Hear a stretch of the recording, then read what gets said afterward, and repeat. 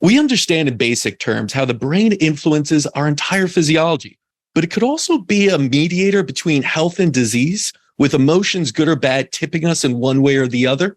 German new medicine is a medical paradigm that I'm really fascinated with, and it's founded on the principle that unresolved and unanticipated traumatic conflicts are the root causes of disease. Today, we're joined by a GNM practitioner who's going to talk us through what the guiding principles of this paradigm are and reveal how illnesses are impacted by our experiences. This is the story of German new medicine with Dr. Melissa Sell. Doctor, so glad to have you on. Thank you for having me. Now, I know I was first introduced to German new medicine from my father, who was giving lectures on it. I remember being totally fascinated, the whole audience of doctors being fascinated by this, because it's a little bit different than what conventional medicine talks about. And it is based in science, but it really is outside of this scope of what biochemistry usually looks at. But before we really dive into it, can you tell us how you got involved with German new medicine and what really clicked for you and the concepts that brought you into it? Yeah, so I am a chiropractor, and my background is in all things holistic health. I came across chiropractic work in 2005, and ever since then have been all about nutrition and detox and taking care of the spine and just healthy lifestyle interventions to, what I thought was to prevent disease. And I worked in that model for many years and saw people get well, but then there were some times where people would be doing all of the right things and they would develop cancer, and they'd have a breast cancer diagnosis. And some leaders in some of the groups that I was a part of, there'd be these paragons of health, and you just think this person's the healthiest person ever, and then a heart attack or some type of diagnosis, and just kind of leave you with a little question of what's going on there. And so I just continued my work in that field. And I became more interested in consciousness and mindset and our perception of our world. And so that started getting my attention in my own personal relationships and my own inner work. But I knew that there was some type of bridge between the mental, emotional work and the health realm. And I didn't know exactly what it was until I was listening to a podcast on magnesium supplementation. And the woman who was teaching mentioned very briefly German new medicine, and then just carried on with her interview. And I was like, what's that? And it was, 2017. So I'd already been in the alternative health world for a very long time, and I hadn't heard anything about it.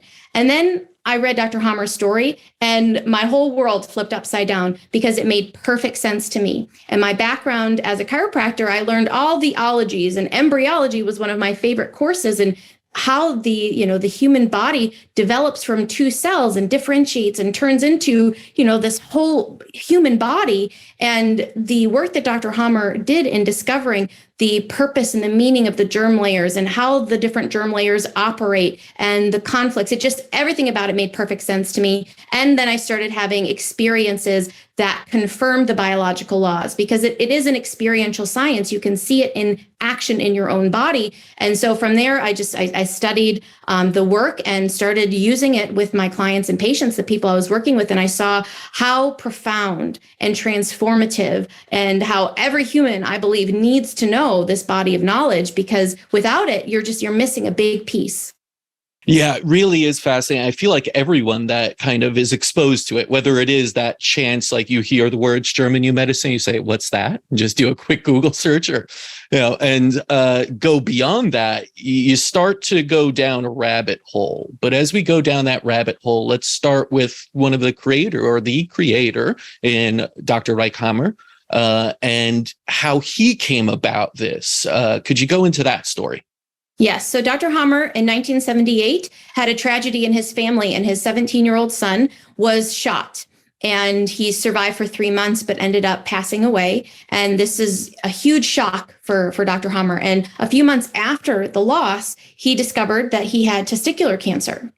And he knew, he was very, very bright, very intuitive. And he knew that there was a connection between the loss of his son and the cancer that he developed. And so he worked in oncology, had access to patients. And so he began to speak with them and he started to see connections between every patient who had some type of cancer and some type of shocking trauma in their life. But not just just random shocking trauma. It seemed very specific. So every man who had testicular cancer had a loss conflict. Everyone who had a lung cancer had a death fright conflict. Every woman who had a glandular breast cancer had a profound worry experience. And so he started to see this is not random. There's something going on here. And then he looked in the brain. Like you mentioned at the beginning, the brain is this mediator between the outside and the inside. And so he's like, okay, if there are, these emotional shocks happening, a loss of a child. Okay, so that's something that happens. And then there's something happening in the testicles, apparently, so there's something happening in the testicles or something that happened, in that person's experience. There has to be something in the brain because it's the mediator between the outside and the inside. And he started analyzing CT brain scans and saw that there were circles in specific regions of the brain that always correlated. So the shock, the brain, and the organ, there was a correlation between those three levels. And from there, he developed and discovered what has always been the case. This has always been going on. This is how nature operates. These are biological conflict shocks that catch the organism off guard, and it's an adaptation program. That's one of the major things that makes this so different than all alternative health. I saw as a chiropractor, alternative health practitioner, I saw, cancer as something going wrong in the body because of toxins, because of, bad diet, that something's gone awry. And now this cancer has taken over because the immune system is damaged. But what Dr. Hammer discovered turns that upside down. He found that what's actually happening these are tissue adaptations intended to help the organism to survive the shock. So if you lost a child, what would the body, what's the biological response to a profound loss of a child? Let's make you more able to produce offspring. So the testicular tumor, the cancer, isn't something going wrong. It's something meant to enhance fertility and his ability to replace what was lost. And that's the case for every dis-ease. Everything that we've called the disease, we call a cancer, there is a biological purpose and meaning for those tissue adaptations. And when you understand that, you treat it completely differently.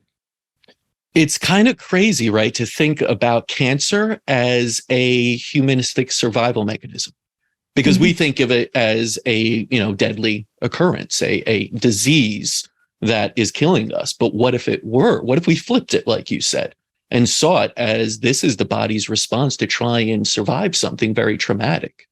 And so it totally changes, the game. And that's why for me, it was like, this is one of those times where you kind of have this epiphany of like, wow, maybe we're going about it all wrong. And the war on cancer is absolutely the wrong way to go about it. So, once you start looking at things like that, you start to, see what else is going on there. And part of Dr. Hammer's work and what you talk a lot about on your YouTube channel and everything are the 5 biological laws. So could you go into those? Yes. So the 5 biological laws, Dr. Hammer, as he's doing this work and studying and developing the science, he finds that there are these laws that nature operates under. And the first law is the iron rule of cancer. This is the connection between the psyche, the brain, and the organ. So like I mentioned before, there's this conflict, this thing that catches you off guard. And it's not just general stress. It's not, stress causes a breakdown in the body. That's, the Hans Selye stress adaptation model that there's breakdown over time, the body's depleted, the immune system's worn down, and then the cancer can grow.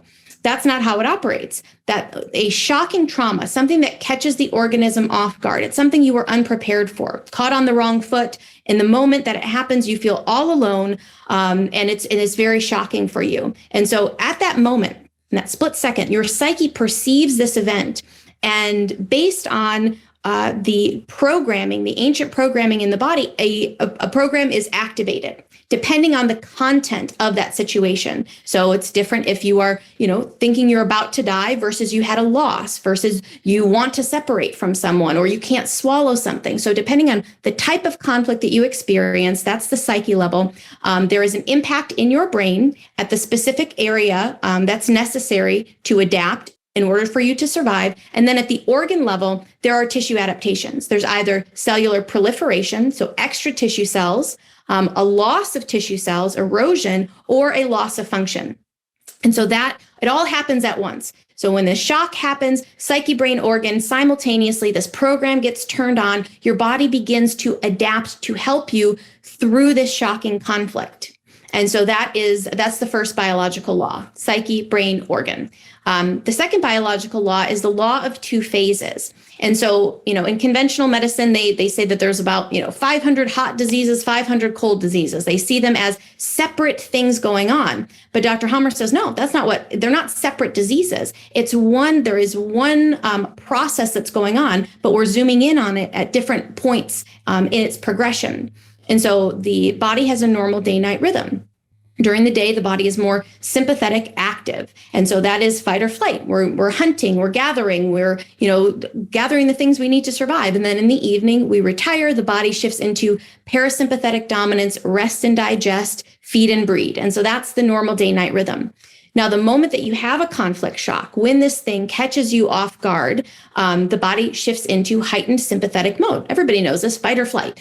So we're in fight or flight, but there's specific things going on during this fight or flight. It's not just general fight or flight. The body is adapting a specific organ to help you through whatever situation you're dealing with.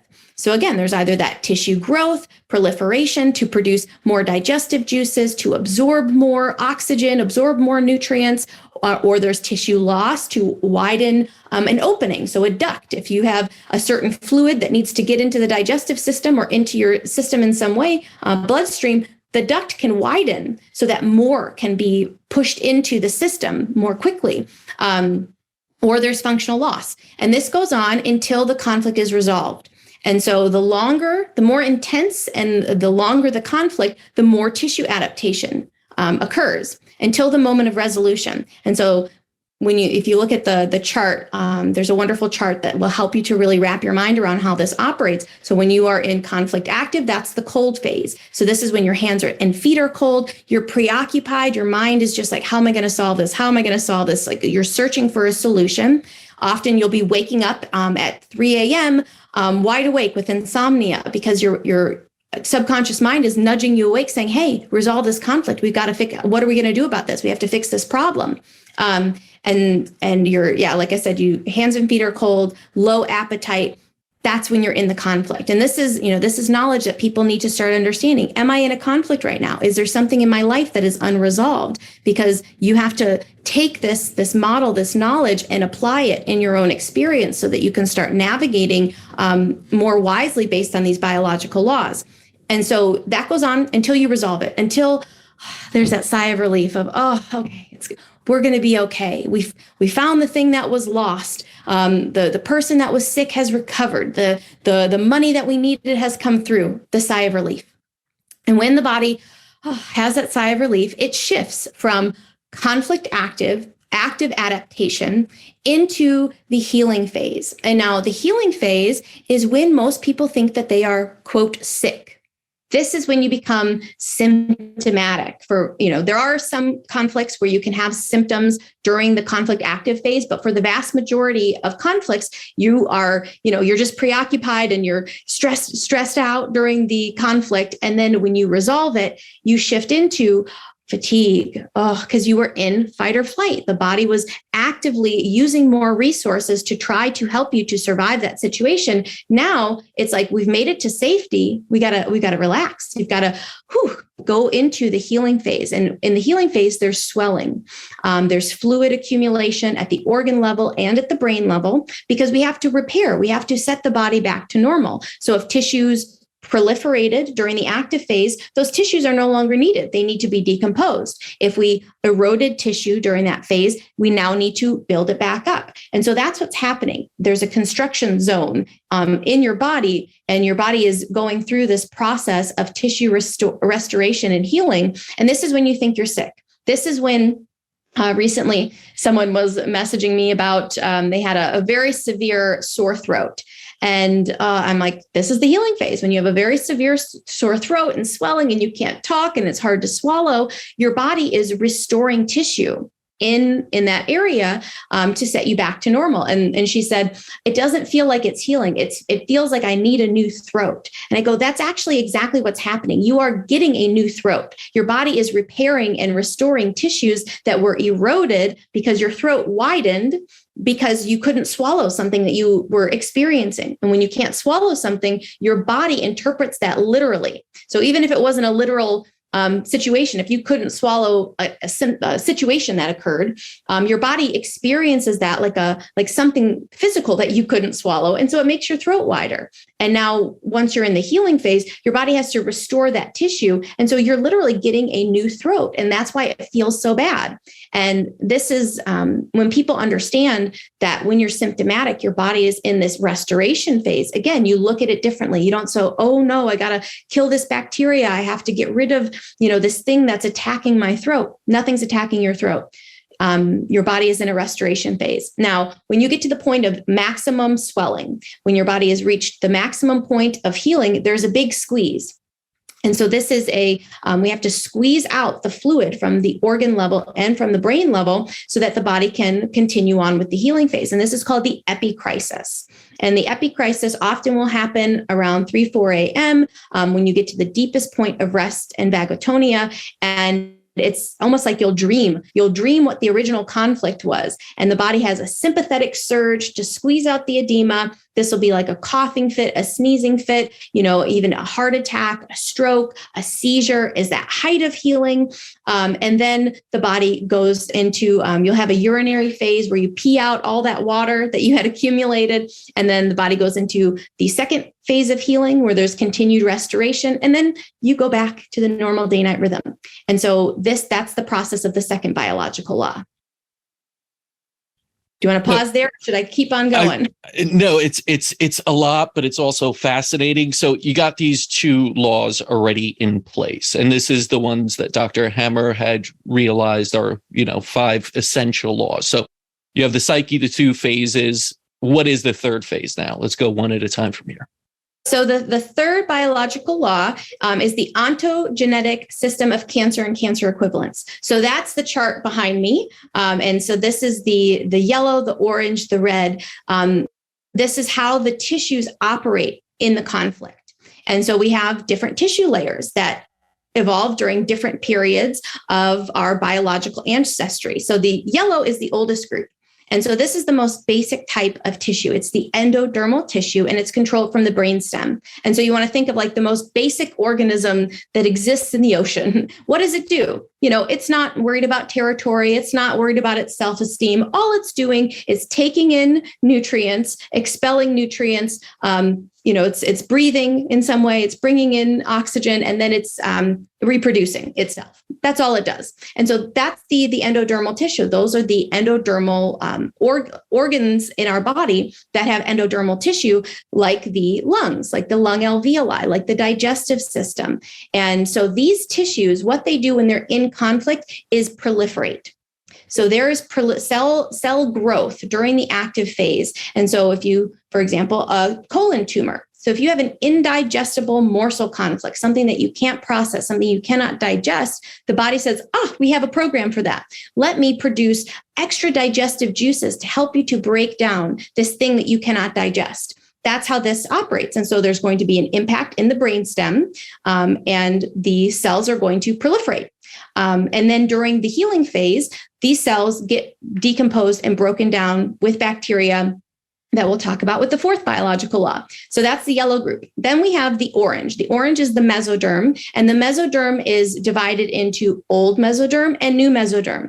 And so the old mesoderm it operates similarly to the endoderm, and it's controlled from the cerebellum. And so this is the protective layer. So Dr. Hammer, he describes when, an organism moves from the water onto the land, it needed an extra layer of protection because now there's, you've got sun, the UV rays that we need protection from. We're moving along surfaces, so we needed protection. And so that's the dermis, the deep layer of skin, the protective layers around our organs, the pleura, the pericardium. And so these tissues also proliferate during the active conflict. They become thicker. They produce this protective shield, this barrier to help protect you. So the conflict theme there is feeling attacked or feeling soiled in some way. And so again, cellular growth, proliferation during the active phase, and then cellular decomposition during the healing phase and breakdown. And so, yes, the old mesoderm and the endoderm, they operate similarly. Then we move into the new mesoderm. And so the new mesodermal tissues are controlled from the cerebral medulla, and they operate, they are the connective tissues of the body. So they are what gives us structure and form. And the theme of the types of conflicts associated with the new mesodermal tissues is self-value and integrity and, a feeling of self-esteem or self-worth.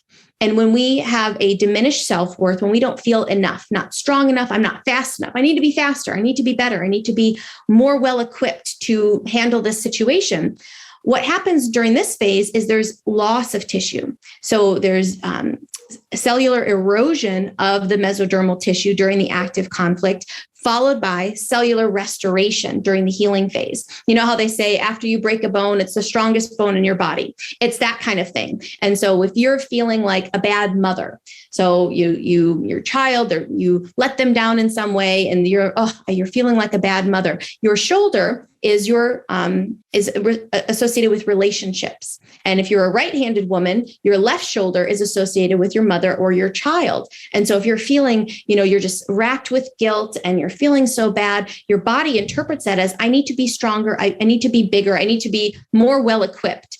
And again, the body has this biological language, and the only way it can help you is to make your shoulder more robust, make it stronger, make it more capable of handling this relationship. And so there's cell loss during the active phase, and then there's cell restoration, and then your shoulder becomes stronger. But when you're in the healing phase, it feels like, oh my goodness, what have I done to my shoulder? You're achy and you're sore, but that's your body building you up from the inside out.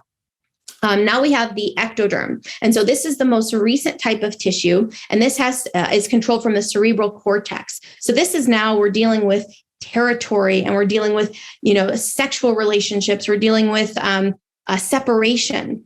And these types of conflicts during the active phase, there is erosion, there's cellular loss. So for example, a separation conflict, you are missing your mother, a child gets put in daycare and they're missing their mother.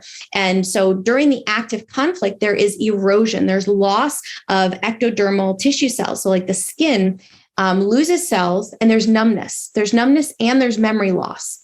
Because, when it's easier to forget the thing that you're missing than it is to remember, oh my goodness, I miss my mother. And so there's memory loss to help you forget your mother. I remember when I was a kid, someone told me that, cats, if they lose their kittens, they forget about them. And they'll, and I was like, oh, that's interesting, but it's functional. It's biologically functional because it's harder to remember the thing that you're missing. And so people who, kids who have ADD or ADHD, and they're just, forgetting things, or, elderly people who have dementia, separation conflicts. It's easier to forget the thing that you're missing than it is to remember it. And then also that cellular loss, that numbing of the skin. Then when the conflict is resolved, you have itchy, red, inflamed skin. When you have it, all inflammation is always healing. That's when the body is in that restoration phase. And so that's how the ectodermal tissues operate. And this is how, for you use it as this compass. You go, okay, well, I've got a symptom, something abnormal is happening in my body. And so you have to narrow it down. What tissue type are you dealing with? What organ is having the symptom? And then you map out, okay, well, it's the connective tissue. It's my, it's my muscle. It's my joint. It's a gland. It's a swollen gland. You'll be able to narrow down the tissue type, how it operates, and where you're at in the process with the third biological law. So we got 3 down. I'm going to give you a quick break to catch your breath because that was a lot in 3, and we still got 2 to go. But let me throw you a kind of a easy question here. Did Dr. Hammer say that every cancer has an emotional starting point or emotional trauma connected to it? Well, yes, a conflict shock, and he differentiates, a biological conflict shock to differentiate from like a psychological conflict shock, and so You can see it as psychobiological. It's your whole organism. The body is perceiving, this problem. And that's where you can have a psychological stress that's not a biological conflict shock. You can be dealing with something that's, it's stressful and worrisome and you're preoccupied with it. But if it didn't sufficiently catch you off guard, it's not a biological conflict shock that sets off the adaptation program. And so there is some distinction and differentiation. So it's not just, emotions or stress causes cancer. It's he was very specific about the biological conflict shock that, and it bypasses the conscious mind. It really is. It's a very primal thing that happens before you can even think about what happened. So we add words to the things that happen after the fact. We categorize it and we say, oh, it was this, it was that. But the body it's just experiencing. And so it is the totality of your beingness is experiencing this shock. And later we add the words to it. Yeah, really interesting, and something I want to get back to, especially as it relates to something, again, that so few people really, I believe, understand in cancer and understand how to treat them. But okay, let's go to number 4 now of the biological laws. So the fourth biological law is the ontogenetic system of microbes. And so this is what Dr. Hammer discovered, is that our microbes are our friends. They are microsurgeons and seasonal workers, and they live dormant in our tissues. And during the conflict, the body knows exactly what's going to need to happen. So, for example, with the endodermal tissues. So if you're in a death right conflict and you are, thinking you're going to die and your lung alveoli are proliferating additional cells so that every breath you breathe in, you can take in more oxygen to your bloodstream, which is going to help you to get out of the dangerous situation. So when that's happening, your body knows it, and in your lungs, there are tubercular bacteria. In nature, this is in the natural order, there should be tubercular bacteria in our bodies. We've done a really great job of eradicating these helpers from our world, with pasteurization and with, vaccination. We have tried to eliminate tubercular bacteria. But they are our helpers, because when that conflict is resolved, the tubercular bacteria eat up that tumor and they decompose it. And so when a person is, coughing up bloody mucus, it is because their tubercular bacteria is decomposing this lung tumor that's no longer needed. And so the endodermal tissues, that has the oldest type of bacteria, that's the tubercular bacteria. It's like a bacteria and a fungus, very functional helper that we have to break down this tumor. Dr. Hall, he called them microsurgeons. They can do what no surgeon can do. So a surgeon would have to cut open the skin and the bone and all of this tissue to get in there and to remove this tumor. And the body has a microsurgeon that can just break it down when it's no longer needed. You cough it up and you've got smelly mucus and you're sweating and you're coughing this up. But then when it's over, it's over. Your body has put you back to normal. But if you don't have the bacteria, the tumor will encapsulate. And so that's why we want to encourage, babies especially. That's when you start to populate the inside world with all of these good microbes. That's why, babies put everything in their mouth, because they're populating their inside world with all of these helpers, so that if they should need them, the body will have plenty of little microsurgeons to decompose tissue cells. Now, in the mesodermal tissues, the bacteria operate either in the decomposition or in the restoration. And so bacteria help to restore tissue as well. They are so functional. And it's the biggest misconception in conventional medicine that the microbe is responsible for the illness. That's saying that the fire truck caused the fire. That's saying that the flies caused the garbage. No, they're there as a result of a process that you're missing. And so it's when you understand this entire process and you see this microbe is a helper. This microbe is simply informing us that the body is going through a healing process. Now, with the red group, that's the viruses. And so Dr. Hammer said viruses, if they exist, because, if you've been following this conversation at all for the last 3 years, the research that allegedly proves viruses is very shady. And what they do to the tissue samples to say that they've isolated a virus, there's a lot of questionable things that have gone on. So the virus, if you've seen the work of Dr. Andrew Kaufman and looking at the virus as an exosome, so that's something that is happening endogenously within the cell. The body is producing this thing that's being called a virus. And so what I refer to viruses as is simply evidence of adaptation. So when a person says, I've been diagnosed with a virus, all that tells me is that you have gone through an adaptive process. You've had a territorial fear conflict, you had a sexual separation conflict, you had some type of conflict, your body adapted, and what they are, zooming in and looking at under the microscope is simply evidence that your body has adapted, not that you got some type of external virus that caused damage to your tissues. And so when you really understand that like fungus and bacteria and viruses are all working together harmoniously to return the body to homeostasis, you do not fear germs. You don't fear doorknobs. You don't fear, people in public. You have no reason to cover your face or wear a mask, or because you understand, microbes, it will only, if I have a conflict, that's the only time that my microbes become active. That's so hard for a lot of people to understand these days. It's exactly the opposite of what we've been told, what we're pushed on, and everything I'm hearing in a lot of what German New Medicine talks about is kind of the counter position of so much of what we've been taught.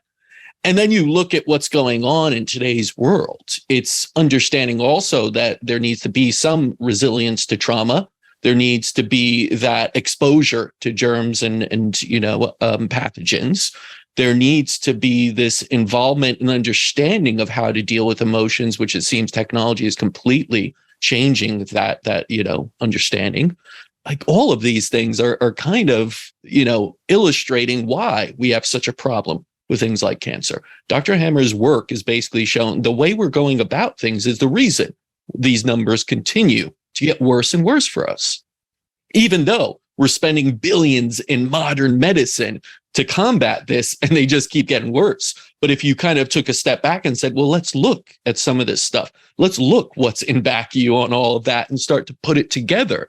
It starts to make a lot of sense. But again, I would have to say for some people, this is drastic. I'm not going to open that can of worms on the virus. I could totally do that and go into Dr. Cowan's work and so many others and start to say, are we really looking at this properly? And is the virus really what we think it is? That's a huge, maybe we'll do another podcast on that, but let's wrap it up with the fifth, because I do want to get through these 5 biological laws because they are the foundation. They are so important to GNM. So what's number 5? So the fifth biological law is the quintessence. And it kind of brings everything together. It's that there's nothing in nature that is malignant or evil, that everything works together harmoniously, that nothing here is meaningless, that it all has a proper function and a proper order. Because that's, one of the most heartbreaking things because of the lies of conventional modern medicine and the misconceptions is the idea that your body has turned on you, the idea that your body is attacking you. People say, I have an autoimmune disease. My body has turned on me. And that couldn't be further from the truth. Your body is always working for your greatest benefit because the body is programmed for life and reproduction. Your body wants you to live and your body wants you to reproduce. And so everything that it does, every adaptation is to help you to survive in this world and hopefully to reproduce. And the body would never work against itself. And to believe that your body works against itself is to believe a lie. And so when you understand this quintessence that this is meaningful, this is purposeful, this biology is operating for my benefit, it changes the way that you engage with, when you have symptoms, you see it differently when you see it through this lens. And, when you put these 5 laws together and, again, you do a great job on it, YouTube. And if anyone wants to jump into that, really dive in, they can watch you on there. When you put them together, this creates this foundation for a whole new way of looking at health, of looking at medicine. But it doesn't change the fact that we all have emotional traumas in our lives. And we all have death and events that can scar us and can lead us in a way to what Dr. Hammer realized when he lost his son. It takes you into a cancerous state almost to say that you create through that trauma. So what is it that a listener here can take away from saying, I know I'm going to have death. I know I'm going to have these events happen. How do I then counter that creation of a trauma that leads to cancer? Yep. And that is a deep philosophical, spiritual kind of answer, because, when you look to nature, when you are in tune with nature, when you see cycles of life and death and reproduction, and you see kind of the circle of life, you don't fear death. You getting accustomed to, because we live in a very messed up world and messed up society in the way that we look at life and youth and death and beauty. And, and we have very twisted ideas about it. And I think that returning to nature, learning from nature. If you see, animals and you watch how nature operates and you get in tune with it, and that's where Dr. Hammer, there's this German new medicine is what he called his work for a long time. And more recently, before he passed, he shifted the name over to Germanische Heilkunde, the Germanic healing knowledge. Mm-hmm. And the Germanic doesn't just come from him being German, from Germany. It comes from like the ancient Germanic peoples, who like almost like the natives of Germania, that they lived in harmony with nature. They knew how nature functioned and how it operated. And it is the divorce from nature. So where do all of these, these traumas and these shocks and these conflicts, it's because we are not living in harmony with nature. We live very unnatural lives. And by getting back into some form of harmony with nature, in tune with seeing life cycles and death cycles, you are impacted differently. You see the world differently. You look at loss and you see the bigger picture. You don't get so sucked in and zoomed into, little petty problems and some of the issues that people are dealing with are truly, they're the loss of family and connection. And it's like, okay, so we need to restore the family. That's a big revelation I've been having lately, is just the importance of a firm foundation of family, and how so many, adverse childhood events that occur and experiences that people have start in childhood. Where were your parents? Why were you put into daycare? What's going on with society that we have such, broken families and children who are, not with their parents. And that, I think, is one of the biggest sources of sickness, of illness, of adaptation, because we're living such unnatural lives that when you look at it, it makes no sense. It's like in nature, this would never happen. It's only because of technology and modernity and the way, industrialization, the way that we operate in society, that's like the root of most of our problems. Yeah, it's really awesome to hear you say that, because I really do have that stance that the further we get away from nature, the sicker we are. That's it. That's as simple as it gets. You want to get, healthier, just be more in nature, be more connected. You are part of nature. Let's be honest. We all say this, like, go into, you are nature. You're an animal, part of it, right? So even that idea of separation, like, let's be reconnected with, you never lost that connection. You're always there with nature. But it's funny, one of my favorite Instagram accounts to follow that I tell everyone to follow is this Instagram account, Nature is Metal. Have you ever heard of it? I think I've probably seen a few posts from them. Yeah. It's basically like the ugly side of nature, but it's the real side of nature, of like animals eating each other and rotting and all this stuff that you look at and go, oh my goodness, that happened all the time. And that animals don't go, oh, sorry, oh, that's gross. No. Or an animal eating another animal, and people be like, no. And listen, I've been there. I went on safari when I was young and watched a young gazelle being eaten alive by a pack of hyenas, and it was whimpering. And the tour guy, I remember I wanted to yell out and save this young gazelle. He goes, don't. He's like, you will kill those hyenas, and they have, this is life. This is nature. Stop living in your bubble that the cute, little fawn there has to, no, hyenas deserve to live also. This is the circle of life, and we just are so distant from it. And when you watch that account, it's like, yeah, nature is metal, gruesome. It's all, but that is nature. It's not like a good or bad. Yes, exactly. So it's whenever I try and like explain like what is healing, I just think it's it's nature doing what it does, and disease is just going away from that. So, but German new medicine, or as you say, Germanic healing knowledge is really like a scientific kind of explanation look at how we are disconnecting and how we are dealing with certain traumas. What would you say is kind of the biggest revelation you had, or maybe some of the revelations people that you teach this to have in regards to how they go about life? Is it like more of a connection with nature? Is it being more in tune with their emotions? What would you say that is? Yeah. So for me, it's awareness is that I need to know how I'm feeling, what's going on, what's unresolved. It's taking stock of like, where am I right now? What's going on in my life? Like, because we get so distracted and so busy and we're paying bills and we're trying to, it's like, slow down. We have to slow down and actually look at what we're experiencing. And, so many people they're disconnected, from their emotions, from how they're really feeling, from their unresolved stuff from childhood. And they're just so busy, and again, that busyness is a part of modernity. It's not, in nature, look at the pace of nature. I mean, just look outside and you just sigh because it's like, oh, that's right. I'm so busy and I'm not looking at the computer and looking at the clock and looking at the calendar. And I'm just like so involved in all of this stuff that's just so opposite from my true nature. That's what people want. They just, so many people were really relieved in a way to have the lockdowns and all of that because they're just like, I just want to relax. I want, because we just want to go sit by the stream and watch the flowers grow. Really at our core that's what we want to do. It's like, do I want to build this business? Do I want to look at this computer all day? Do I want to, stack up all these numbers in my bank account? Like, what is that? That, that isn't nature. And that's why it feels so weird and foreign, and why it makes people sick is because it's creating conflict because it's unnatural.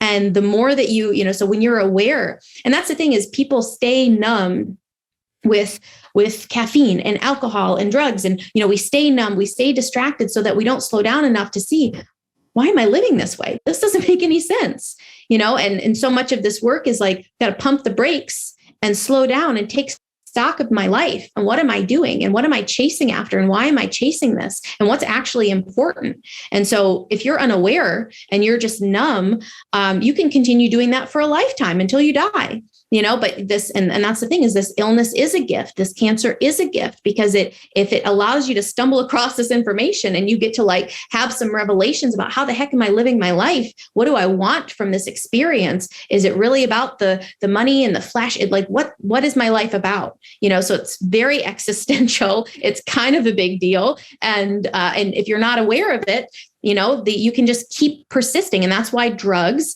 they numb and they're like, let's not actually fix you. Let's just keep you numbed. Let's just keep you not aware. I mean, people who are depressed, like that should be the biggest wake up call. And when you take a drug to like numb your depression, you just go further and further into this unnatural life. And it's like, no, this depression is like, should be a wake up call for you. This anxiety that you're feeling, it's meant to lead you out of the slave system and out of this unnatural life that you're living. And so it's a great wake-up call for the people who are ready to undertake because it does. A lot of people, if they are not ready to hear it, it's because they're not ready to exit. They're like, I'm not ready to relinquish this life that I'm building. I want to keep it for whatever reason. And you gotta do you. You gotta, maybe you have to live through the suffering and the experience to wake up to it. But so many people are ready. They're ready to like not live the same lives anymore. But it requires kind of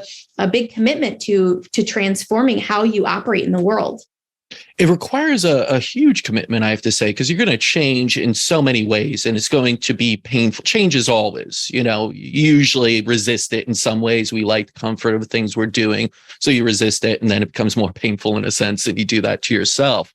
But, I so agree with you that disease itself is such a wonderful wake up call. It almost forces you to stop, right? It literally puts you in bed sometimes and gets you in a state of thinking differently almost.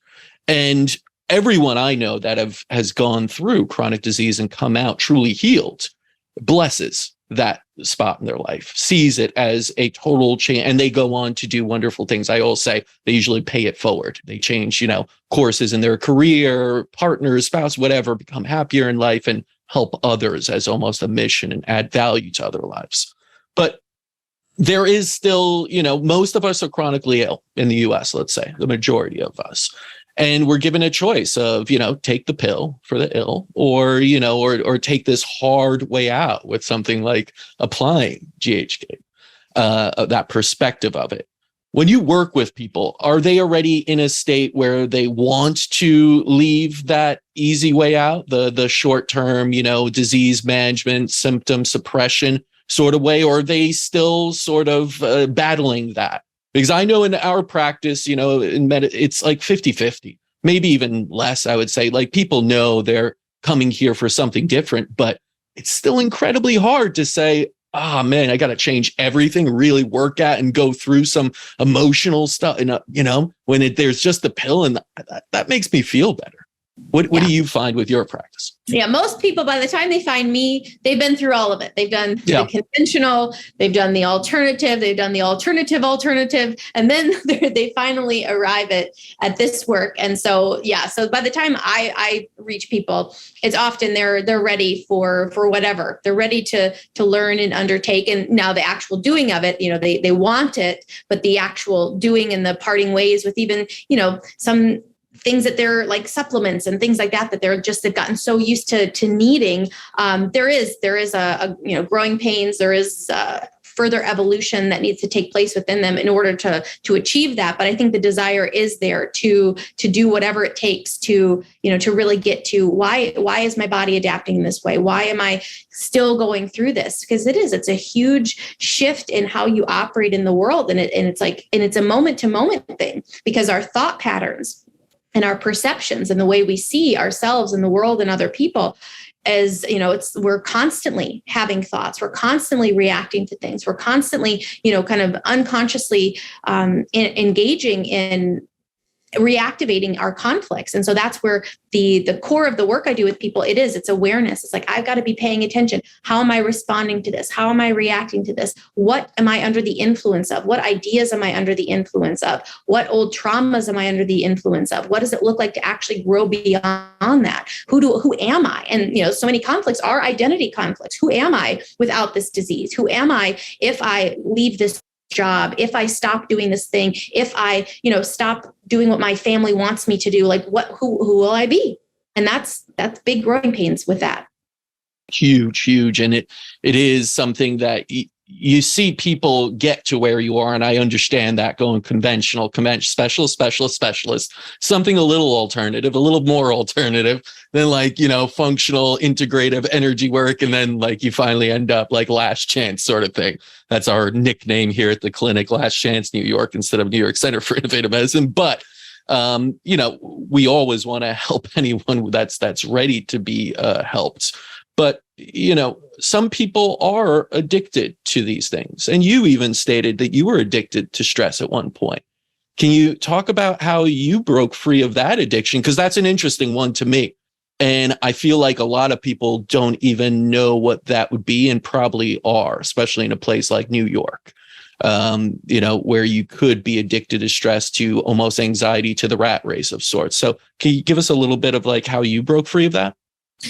Through awareness, through seeing the, the need to rush and go, and just watching, family patterns, how my parents operated in the world, how people are just doing life. And it's this constant moving towards something, but it's not even a thing that you're moving towards that's growth, and that's, again, the nature thing is I'm, on a big mission to return my life to nature as wholeheartedly as I can. And it's, it's kind of taking a lot of groundwork, a lot of time to figure out, where do I want to be? What is that going to look like to change my lifestyle so dramatically? But it's what I've always longed for. Like when I was a child, like my fantasy as a kid was to live on a farm. It's like that, like that. I've always wanted to live on a farm. And so I'm working in my life to get to that point where basically I can return to a farm and be on the land and be on the earth and, reconvene with nature in a way that's really natural to me. Because even this is like this,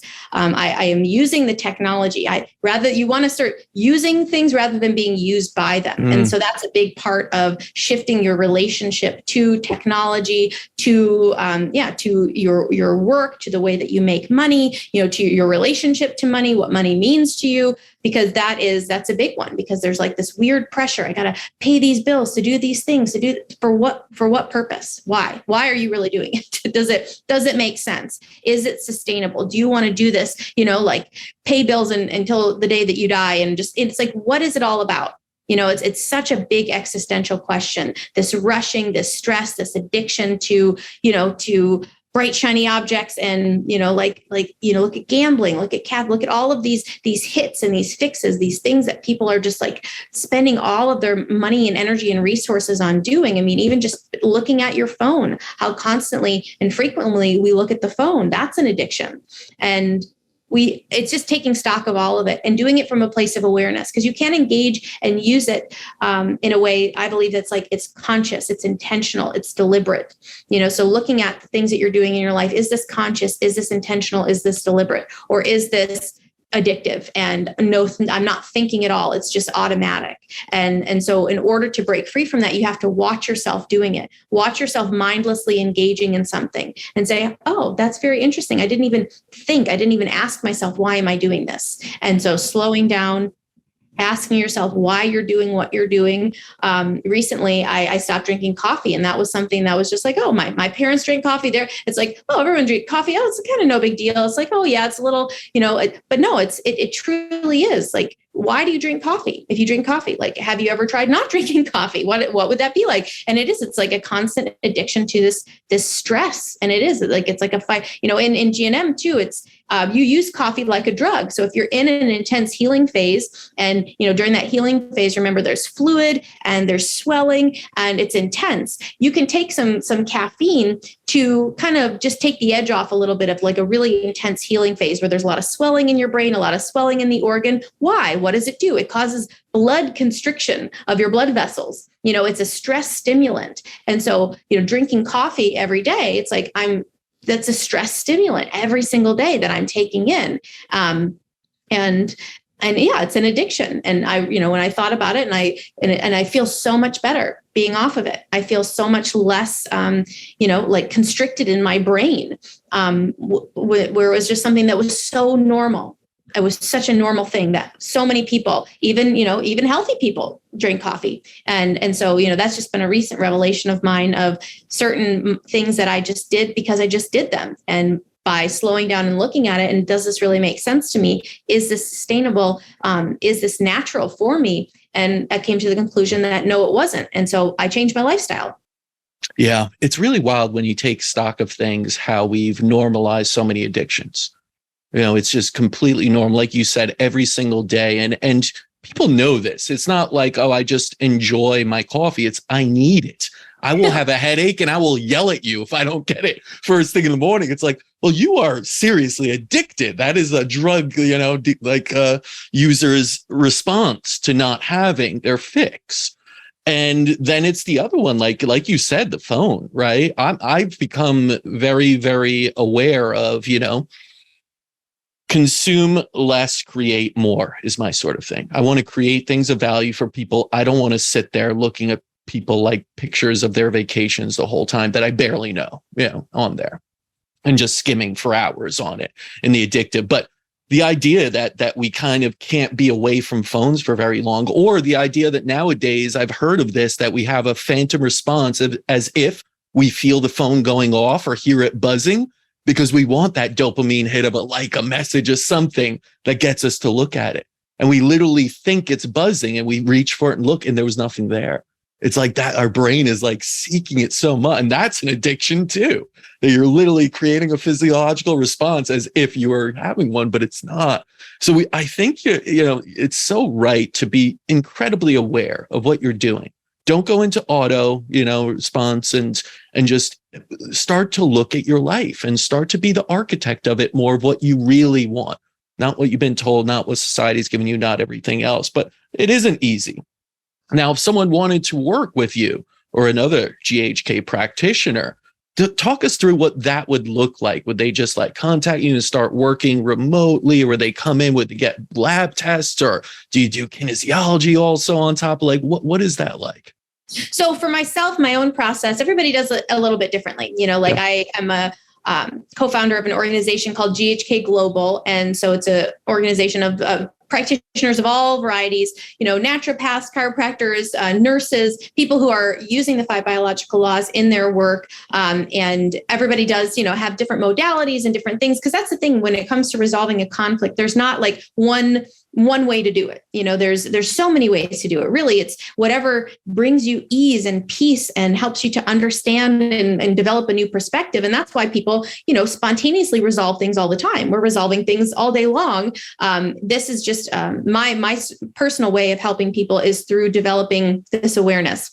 So I take people through we do a 4 series of sessions, and there's opportunity for, additional sessions. I have a weekly group coaching as well. And it's about applying new ideas, applying understanding, using awareness, seeing where am I at in my process right now? How am I reacting to things? How am I responding? What are the triggers for me? So the biological conflict shock, when that occurs, the body takes a snapshot of all sorts of different things in your environment, and those things become these triggers. And so you have to kind of re-engineer the way that you respond to the world, the way that you react to things, but you have to be present in order to do that. And so that's my personal approach. It's very much a lot of introspection, a lot of awareness, also taking practical steps. You want the most easy solution to something, and resolution of a conflict is going to be something very obvious. So if you lost an animal, a pet, it's get a new pet. If you lost a partner, get a new partner.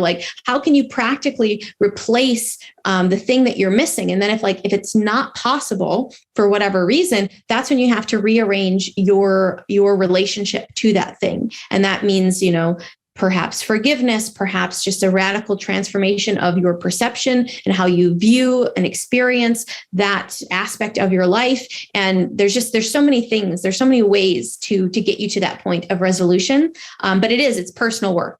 It's I give you the tools. I give you tools that I've worked for me. That's how I operate with people, is that these are the tools I've used to resolve my own conflicts, to, break my own bad habits, to become aware of things. And I share those with people and hope that, it helps them in their own experience and on their journey.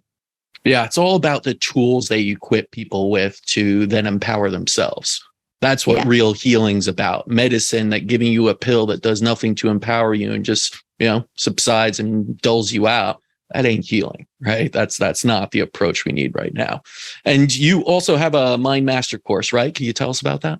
Yeah, so there's my partner and I, it predates actually even coming across GHK. We started working with consciousness and with perception. So I need to understand how I'm perceiving my world. Before I learned about this, I was just awash in my emotions. And I thought, this is just the way that it is.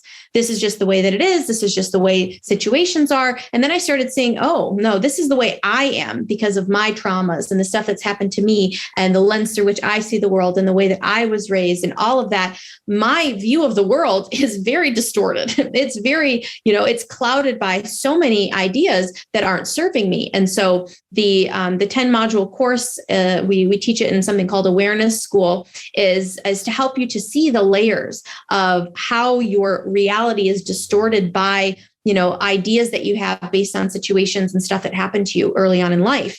And by seeing it, you can say, oh, no wonder I keep attracting this kind of person. I keep ending up in this kind of situation. No wonder I can't, change the way my body looks, or I can't change this thing it's because I have fixed ideas that sit way, way, way, way back. behind what I'm aware of. And so by bringing that out into the forefront, I can say, oh, no wonder. And then that's like the greatest thing is when you see, no wonder I couldn't make money. No wonder I had all of these beliefs about money and these ideas about money that made it impossible for me to make it, for me to accumulate it and to use it resourcefully. I'm, constantly losing money. It's because of beliefs and ideas that I had that I was not even aware were present in my psyche. And so by doing this work, it allows you to kind of illuminate all the things in your psyche, all the things in your experience that aren't serving you, that are holding you back, that are creating ongoing patterns of interactions and relationships. For me, it was in my relationships that really sparked my interest in doing this work for myself, because I kept having the same relationship problems again and again and again. And it was like, why can't I fix this? It's because I can't see it. And so if you're dealing with something that you're like, why do I have this health symptom? Why do I have this relationship problem? Why does this thing keep happening? It's because you're not seeing how it's coming from you. You're blind to it. It's a blind spot. And so we in the course help you to illuminate those blind spots so you can see, oh, this is coming. I am doing it. And that's, and it's not like a blame thing. Oh, I'm doing it. It's my fault. It's a responsibility thing. And you feel so empowered when you see how it's coming from you. You no longer feel like a victim of it. You feel like you can take actions, shift your perspective, and you're like, oh, of course I can change that because it's all coming from me. If it feels like it's coming from something outside of you or something that happened to you that you can't change, that's disempowering because then you're a victim. And when you're a victim, being in a victim consciousness is one of the core causes of so many conflicts because you feel helpless. And when an animal feels helpless, that's why animals in captivity are notoriously sick, where animals in nature are not sick. Same thing with humans. We feel we're in captivity to ideas. We feel like a victim of our upbringing, of the world. And so we feel helpless. We feel like this small caged animal. And so our body is what? Constantly trying to adapt based on these biological laws in order to help us survive. So we have to see how we are not a victim and how, yes, all of our experiences have shaped us, but we get to choose what we do with that now. And so that, the whole program is just incredible for helping you to wake up to the unseen things back behind your experience. So important. I've learned that victimhood mentality is never good for healing. And you mentioned consciousness. Are you a fan of Dr. David Hawkins' work? I haven't actually studied his work, but I am familiar. I love this. That's where I was kind of first introduced to a lot of, even before German new medicine, was just power versus force. And my father gave me that kind of earlier on to read. And yeah, that idea of consciousness and that starts to shift. And then you jump down the rabbit hole from there and you learn about German new medicine, all of this. And it does change your perspective. But awesome stuff. Where can people learn more about you, the course, working with you? Yeah, so drmelissasell.com, also my YouTube channel, my Instagram, and Telegram. Awesome. We'll put that up as well. Melissa, thank you so much. This has really been enlightening. And I hope people, do continue down the rabbit hole and learning and reconnecting with nature. And I shouldn't even say reconnecting, realizing we are all nature. Absolutely. Yeah. Thank you for having me. Any chance I have to share this with people, if it reaches one more person that they can just get turned on to this whole world of knowledge, it's so valuable. And the great thing is after that one person, they can't stop talking about it anyway. So, you're going to reach so many others. This is something that really does shift your whole perspective. So that one person, ends up being 10, it ends up being hundreds, if not thousands. Totally. Yes. So if you're listening, although, we're only just starting to understand how emotions and past experience influence our health, German new medicine lays out a science-based approach that allows us to identify the causes of specific diseases, predict their development, and recognize the symptoms of healing. Perhaps it's something that you do want to jump into and it interests you as much as it interests me. Until next time, keep writing your own healing story.